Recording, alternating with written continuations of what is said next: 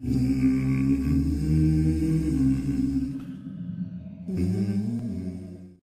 à tous et bienvenue dans cette nouvelle vidéo des lectures du Nord. Aujourd'hui, je vais vous parler d'un des pays les plus mystérieux et les plus fascinants du Nord, l'Islande. L'Islande, qui veut littéralement dire terre de glace, fut colonisée à partir du 9e siècle par les Scandinaves. Cela ne veut pas dire que les Scandinaves ont été les premiers à découvrir cette île sauvage, puisque des moines irlandais y étaient déjà installés avant eux. Néanmoins, c'est le viking Floki, l'un de ses premiers colonisateurs, qui donna son nom à l'île, comme il est mentionné dans le Landnámabók. Le livre de la colonisation de l'Islande, je conseille d'ailleurs pour tous les curieux très motivés ce livre afin d'apprendre en détail l'histoire de la colonisation de l'île. Il existe une version donc en française traduite par Régis Boyer aux éditions Brepols. Très vite, vers les années 930, l'Islande créait le plus vieux parlement du monde, connu sous le nom de l'Alþing. L'Islande est un pays indépendant jusqu'en 1220, le début de l'âge des Sturlungar, qui verra s'effondrer le régime islandais. L'île passe sous la domination norvégienne. Puis, en 1536, après la fin de l'Union de Kalmar, elle passera sous celle des Danois. L'Alþing est aboli en 1800, puis rétabli en 1843. Enfin, il faudra attendre 1944 pour que l'Islande redevienne un pays entièrement indépendant. Le premier livre que je vais vous présenter n'est pas un livre d'histoire, ni une saga, ni autre, c'est un livre de photos. Parce que oui, ça fait du bien des fois de se poser devant des images qui nous évoquent selon notre sensibilité de vives sensations. Islande, l'île rebelle par Olivier Grunewald et Bernadette Gilbertas.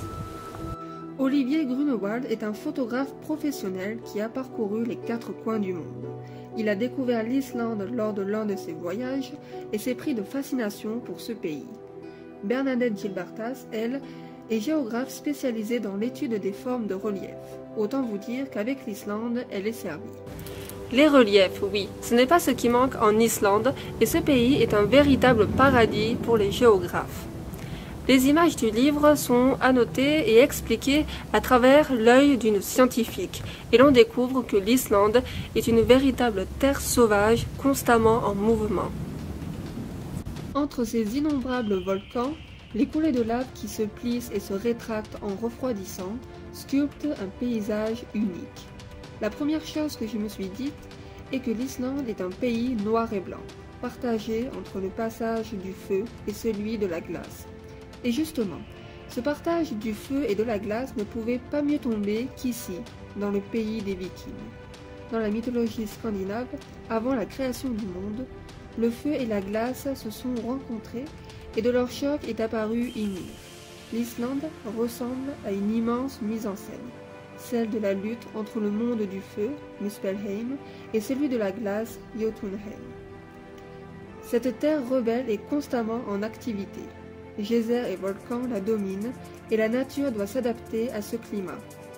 Car oui, bien que les forêts ne représentent désormais que 3% de la surface du pays, il y a bel et bien de la nature verte qui dès le printemps se précipite à l'air libre. La mousse recouvre les champs de lave et la verdure réussit à se frayer un chemin un court instant avant que l'hiver ne revienne. À ce propos, les Islandais ont coutume de dire qu'il n'y a que 2 saisons chez eux, l'hiver et les 2 semaines d'été. L'Islande, aussi sauvage soit-elle, est un pays à visiter. Il s'agit là de ma première vidéo sur l'Islande. Il y en aura d'autres car il y a énormément de livres que j'ai envie de vous présenter sur ce thème. Et j'espère que je pourrai effectuer ma 2e vidéo directement en Islande, sur l'une de ces innombrables étendues de neige. Revenons à cet ouvrage. Le seul défaut que j'ai remarqué est que les photographies ne possèdent pas d'échelle. J'avais parfois l'impression de regarder un tableau de Pierre Soulages et avait du mal à me représenter le paysage. Quoi qu'il en soit, il est difficile de se dire qu'un jour, un gars est arrivé là. Il a vu des immenses blocs de glace, des volcans en éruption, des déserts de roches et des coulées de boue, et il s'est dit « Tiens, je vais construire ma ferme ici. » Le second livre que je tiens à vous présenter aujourd'hui est L'or de l'Islande par Sami Vell. Sami Vell, né en 1907 à Paris, était un écrivain, poète, graphiste et illustrateur, cinéaste, photographe, explorateur et conférencier français.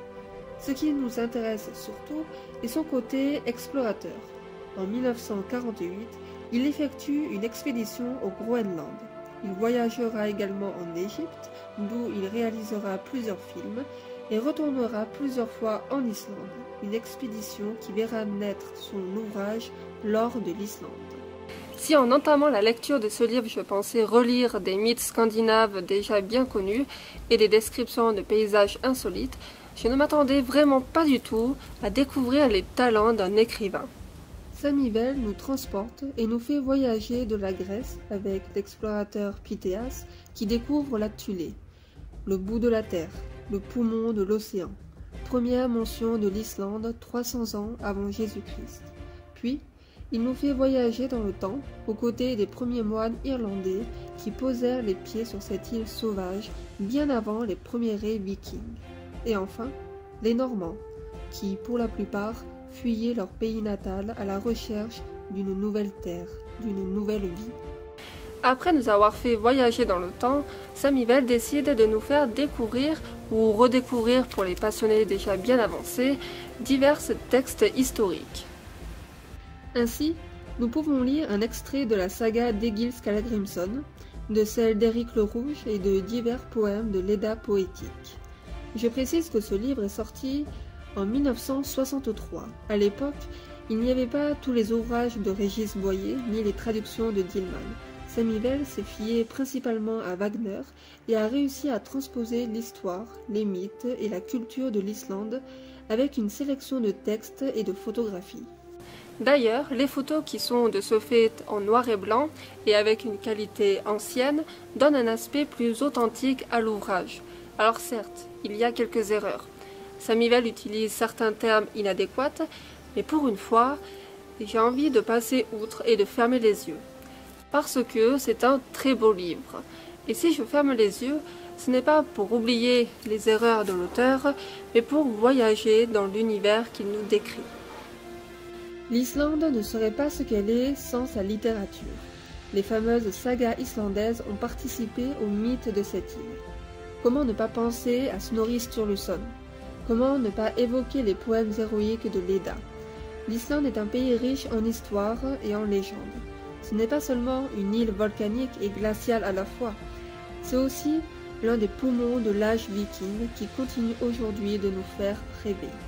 D'ailleurs, la particularité de leur langue est qu'elle est restée fidèle à 80% de ce qu'elle était autrefois. Autrement dit, si vous apprenez l'islandais aujourd'hui, vous vous rapprocherez très vite du vieux norrois, la langue parlée par ces fameux Normands au IXe siècle. Si vous souhaitez d'ailleurs vous lancer dans cette aventure comme je l'ai fait cette année, je vous conseille la méthode Assimil. Avec beaucoup de sérieux, de persévérance et d'assiduité, ce manuel vous donnera une bonne base de la langue. Je l'ai commencé il y a 6 mois, j'en suis à peu près à la moitié, donc je pense qu'avec du sérieux, on peut apprendre les bases de l'islandais en 1 an. Sur ce, j'espère que cette vidéo vous a plu et qu'elle vous a donné envie de vous intéresser davantage à cette île rebelle qu'est l'Islande. Je vous invite à vous abonner à la chaîne si ce n'est pas déjà fait et à me suivre sur mon compte Instagram, là où je partage toute ma passion sur l'univers de la Scandinavie.